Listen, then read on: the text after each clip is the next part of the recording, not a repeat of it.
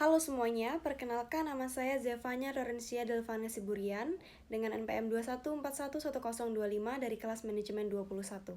Pada video kali ini saya akan sedikit menjabarkan mengenai materi hukum pajak dan beberapa poin yang akan saya sampaikan, yaitu yang pertama mengenai kedudukan hukum pajak, yang kedua perbedaan antara pajak dan juga retribusi, yang ketiga yaitu syarat pemungutan pajak, yang keempat ketahanan pajak, dan yang terakhir perbedaan antara pajak langsung dan juga pajak tidak langsung.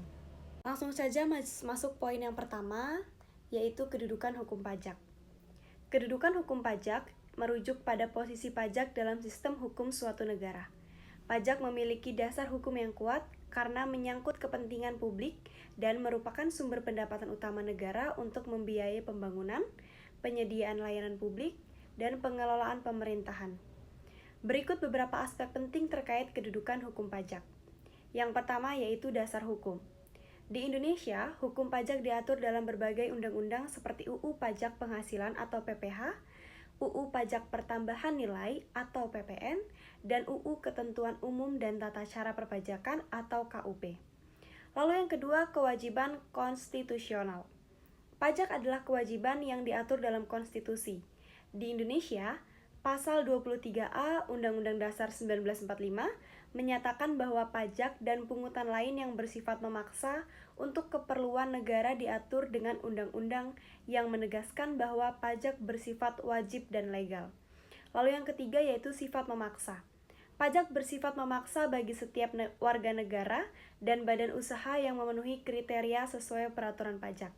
Yang keempat yaitu asas legalitas. Prinsip ini menegaskan bahwa pemungutan pajak harus berdasarkan peraturan perundang-undangan. Dan yang terakhir, fungsi pajak. Pajak memiliki dua fungsi utama, yaitu fungsi budgeter dan fungsi reguleran. Lalu masuk poin yang kedua yaitu perbedaan antara pajak dan juga retribusi. Jadi perbedaan antara pajak dan juga retribusi adalah kalau pajak itu adalah kewajiban yang sifatnya lebih umum dan tidak mendapatkan imbalan langsung. Sedangkan kalau retribusi itu terkait dengan imbalan langsung dari jasa atau fasilitas tertentu yang disediakan oleh pemerintah. Contoh dari pajak yaitu seperti pajak penghasilan atau PPH, pajak penambahan nilai atau PPN, dan juga pajak bumi dan bangunan atau PBB. Sedangkan contoh dari retribusi yaitu contohnya seperti retribusi parkir, retribusi sampah, ataupun retribusi pasar. Poin yang ketiga selanjutnya yaitu syarat pemungutan pajak. Syarat pemungutan pajak meliputi yang pertama asas legalitas. Jadi pemungutan pajak harus didasarkan pada undang-undang yang sah. Lalu yang kedua harus berdasarkan asas keadilan. Pajak harus dipungut secara adil, sesuai dengan kemampuan dan manfaat yang diperoleh wajib pajak. Lalu yang ketiga berdasarkan asas kepastian hukum.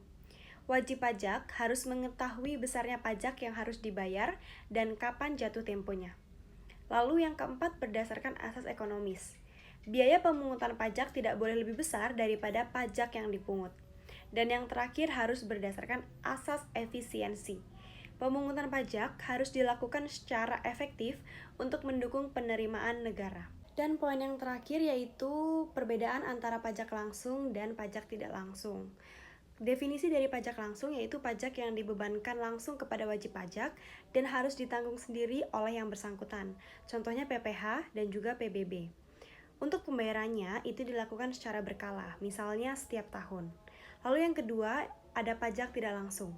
Definisinya, pajak tidak langsung adalah pajak yang dibebankan kepada wajib pajak tetapi bisa dialihkan kepada pihak lain.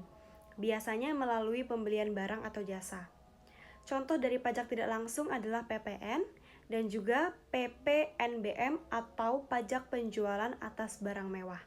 Untuk pembayarannya itu dilakukan setiap kali ada transaksi barang atau jasa yang dikenai pajak. Sekian materi yang bisa saya jabarkan.